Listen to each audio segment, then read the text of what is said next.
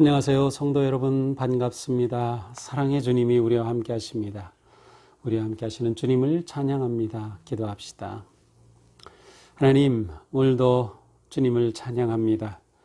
주님을 바라봅니다. 주님을 의지합니다. 또 주님의 음성을 사모합니다. 우리에게 오늘도 말씀하시고 깨우치시고 새롭게 하시며 오늘도 주님의 말씀으로 저희들이 하루를 거룩하게 하나님 앞에 산제물로 드리는 복된 삶 되게 하여 주시옵소서. 예수님 이름으로 기도합니다. 아멘. 네, 오늘 말씀은 고린도 후서 9장 1절부터 15절입니다. 네, 오늘 말씀도 제가 한 절씩 읽어가면서 말씀을 드리도록 하겠습니다.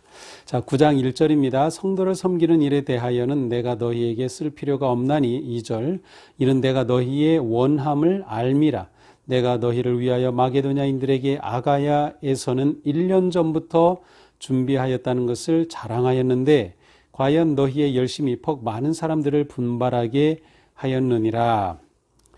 자, 이제 사도 바울이 우리가 7장 맨 끝에 가서 보니까 범사에 너희를 신뢰하게 된 것을 기뻐하노라 그래서 관계가 회복되었다고 말씀드렸죠. 그렇게 되면서 바울이 정말 말하기 힘든 돈 얘기를 꺼냈죠. 네, 헌금입니다. 그래서 8장에서는 이제 헌금에 관한 이야기를 꺼내고 이제 우리가 어제 본 말씀에서는 디도와 다른 두 동역자를 너희에게 함께 보낸다고 하는 이야기를 우리가 보았습니다. 자, 이렇게 그들을 보내면서 사도 바울이 그들에게 기대한 것이 있었습니다. 그것은 바로 역시 앞에서 8장에서 언급하고 있는 그들의 연보, 헌금에 관한 것이었습니다.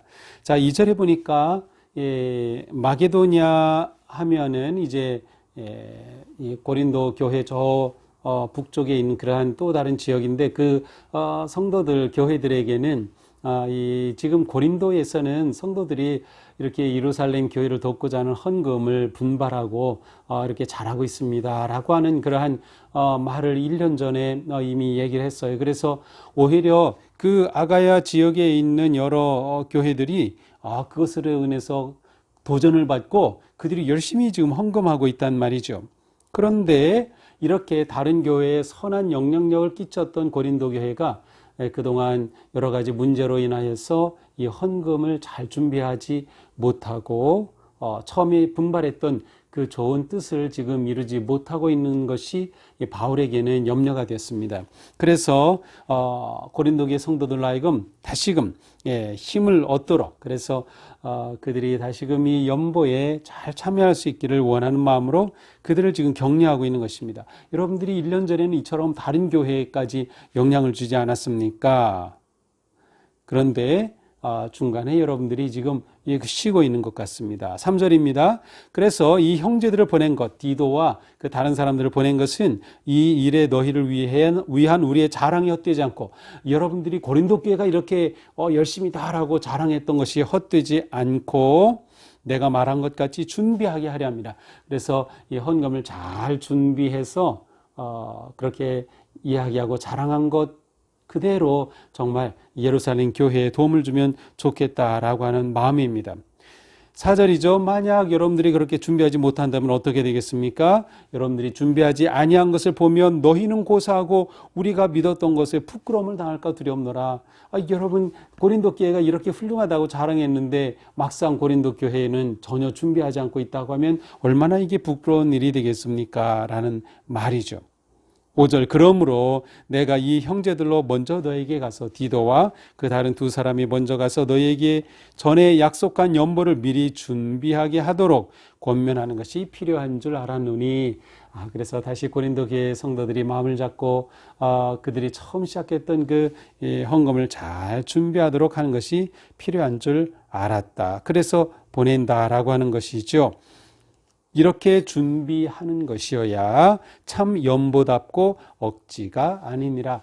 이렇게 진정으로 준비된 헌금이 정말 소중한 것이죠. 억지로 하는 것은 아니다라고 합니다. 6절입니다. 이것이 곧 적게 심는 자는 적게 거두고 많이 심는 자는 많이 거둔다 하는 말이로다.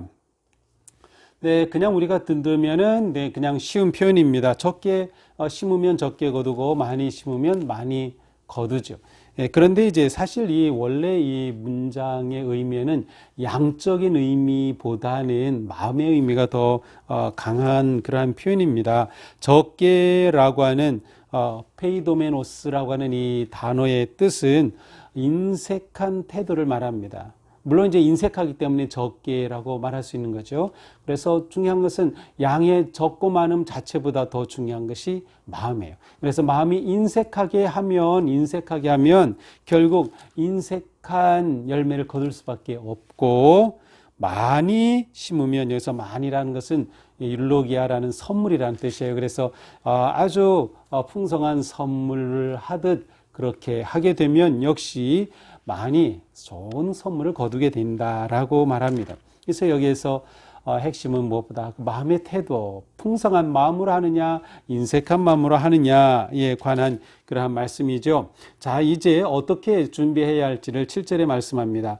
각각 그 마음에 정한 대로 할 것이요 인색함으로나 억지로 하지 말지니 하나님은 즐겨내는 자를 사랑하시느니라. 자, 여기에 보면 헌금의 태도가 나와 있습니다.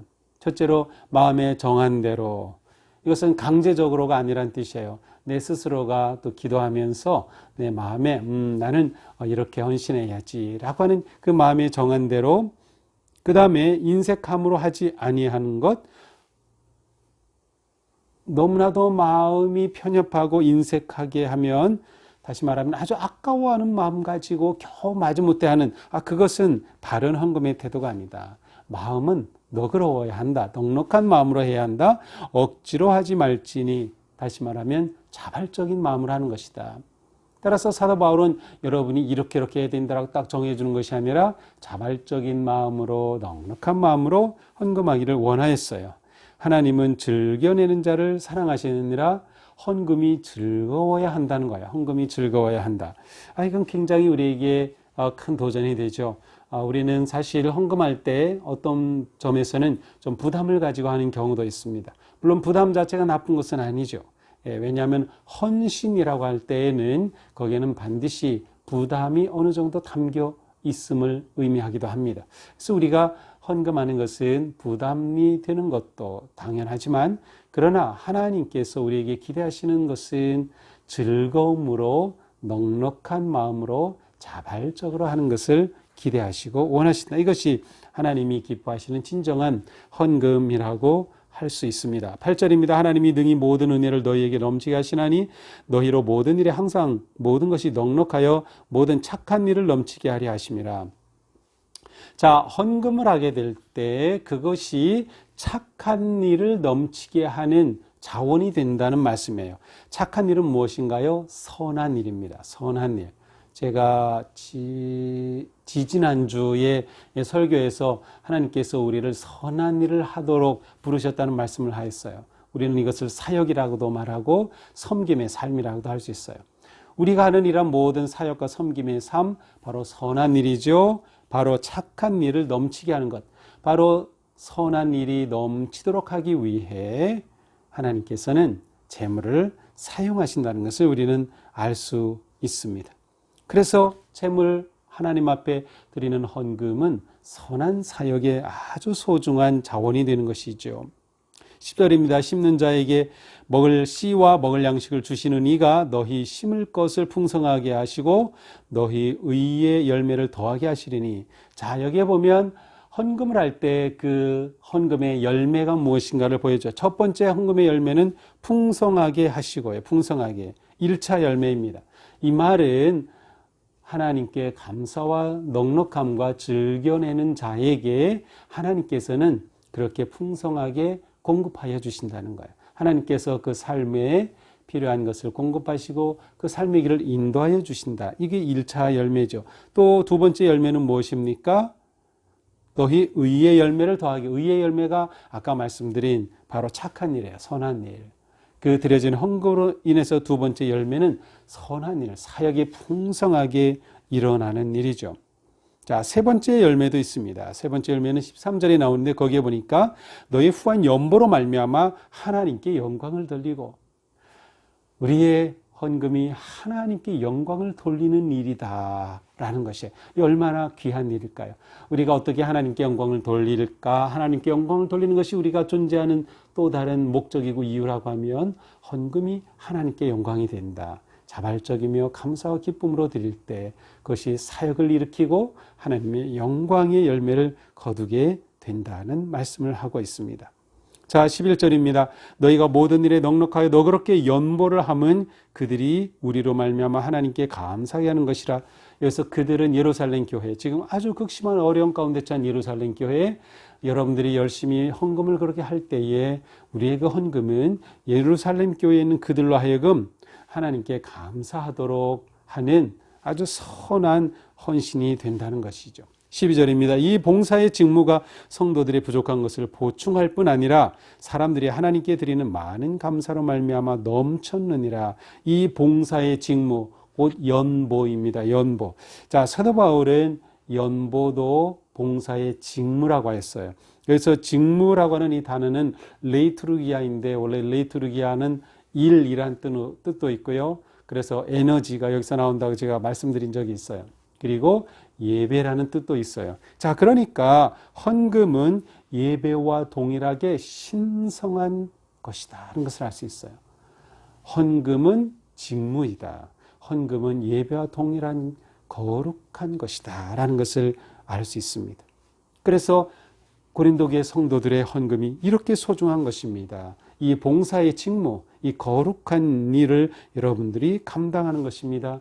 이것을 통해 예루살렘 교회 성도들이 하나님께 감사하게 되고 그 감사가 더욱 넘치게 되는 것입니다 라고 말씀하고 있습니다. 13절 이 직무로 증거를 삼아 너희가 그리스도의 복음을 진실히 믿고 복종하는 것과 그들과 모든 사람을 섬기는 너희의 후한 연보로 말미암아 하나님께 영광을 돌리고 14절 또 그들이 너희를 위하여 간구하며 하나님이 너희에게 주신 지극한 은혜로 말미암아 너희를 사모하느니라. 마지막 15절 말할 수 없는 그의 은사로 말미암아 하나님께 감사하노라. 자, 여기에 보니까 그들이 헌금을 하게 될 때 그 헌금이 무엇인가를 입증하고 있는 것을 알 수 있어요. 너희가 그리스도의 복음을 진실히 믿고, 자, 헌금은 무엇을 입증합니까? 복음을 진실하게 믿고 있음을 입증하는 것이에요. 헌금이. 자, 그 다음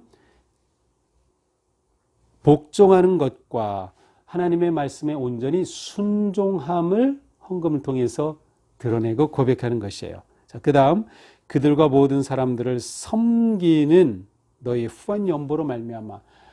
헌금은 진정한 섬김의 삶을 살고 있음을 또한 증거합니다. 그러니까 헌금을 한다고 할 때 이분이 정말 진심으로 감사로 자발적으로 풍성한 마음으로 넉넉하게 그러한 마음으로 헌신하며 헌금한다. 이분은 정말로 복음을 진실하게 믿고 있구나. 이분은 정말 주님의 말씀에 순종하는 삶을 살고 있구나. 이분은 진정으로 섬김의 삶을 사는 것이구나 라고 하는 것을 증거하는 것이 됩니다. 그러니까 헌금이 이렇게 우리 생활에, 신앙생활에 중요한 것을 알 수 있습니다. 이렇게 드려진 헌금으로 인하여서 하나님이 너희에게 주신 지극한 은혜로 말미암아 너희를 사모하느니라. 하나님께서 그 모든 성도들로 하여금 서로 진정한 교회의 연합을 이루게 하고 견고하게 세워가시는 하나님의 은혜와 능력을 경험하게 되는 것이죠. 그러함으로 결국 말할 수 없는 그 은사로 말미암아 하나님께 감사하노라, 하나님께 감사하노라 라고 고백합니다.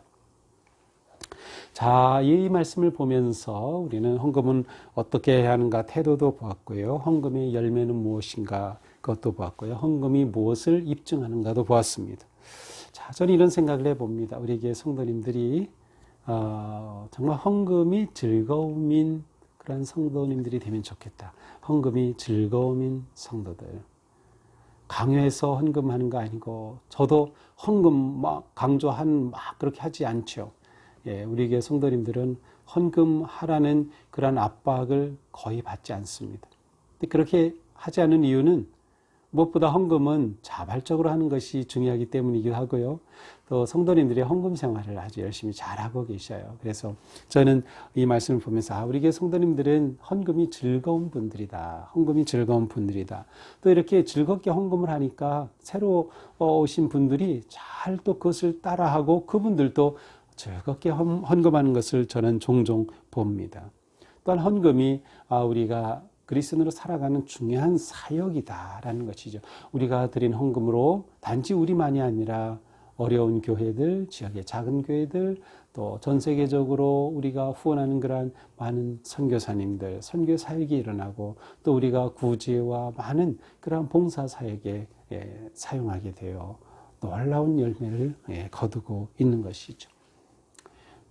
오늘 이 말씀을 들으면서 헌금을 즐겁게 하고 또 헌금이 우리 믿음의 증거가 되고 그래서 우리가 정말 하나님 앞에 아름답고 거룩하게 드려지는 그런 진정한 성도로 세워지는 그런 복된 삶 되기를 진심으로 축복합니다. 우리 기도하겠습니다. 하나님, 오늘은 헌금에 관한 말씀을 들었습니다. 저희들이 헌금에 관한 말씀을 들을 때는 왠지 좀 부담스럽기도 하고 거북함을 느끼기도 합니다. 우리가 사는 이 시대가 너무나도 물질 중심의 사회, 또 자본주의의 끝을 달리는 돈이 전부인 세상 가운데 저희들이 살기 때문인 것 같습니다. 하지만 오늘 말씀을 보면서 우리가 헌금하는 것이 얼마나 거룩한 일이며 아름다운 일이며 하나님의 영광을 위한 믿음의 삶인가를 다시금 깨닫습니다. 주님, 저희들이 세상의 재물의 노예가 되지 않게 하여 주시고 또 저희들이 기쁨으로 기꺼이 드리고 또 헌금하고 나눌 때 또 하나님께서 우리의 삶을 지키시고 또 우리의 삶에 공급하시고 또 책임져 주심을 신뢰할 수 있도록 우리 모두를 붙잡아 주시옵소서. 또한 우리 성도님들의 삶이, 가정이, 기업이, 직장이 이 코로나로 어려운 이때에 정말 하나님 잡아주셔서 경제적으로 빈곤으로부터 벗어나고 또 다시금 회복되고 하나님의 사랑으로 나아갈 수 있도록 우리 모두를 지키시고 인도하여 주시옵소서. 정말 우리 성도님들의 삶을 하나님께서 이 어려운 때에 잡아 주시옵소서. 예수님 이름으로 기도합니다. 아멘. 네, 오늘도 우리의 마음이 하나님 안에서 든든하고 또 감사, 기쁨이 넘치는 복된 삶 되기를 축복합니다. 사랑합니다.